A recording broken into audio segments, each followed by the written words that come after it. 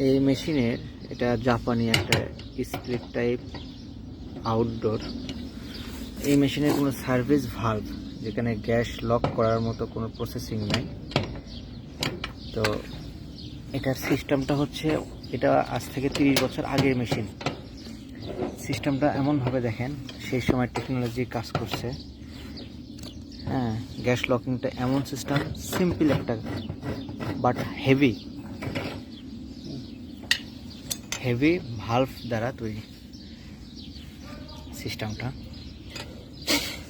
Sharp split type AC outdoor. Gas lock করতে আসা lock service valve খুঁজে পাই না আর কি, এলিঙ্কি দিয়ে যে বন্ধ করব সে সুযোগ হয়নি। এখন বর্তমানে এটা গ্যাস ছাড়ার পরে বুঝতে পারলাম যে এর ভিতরেই লক।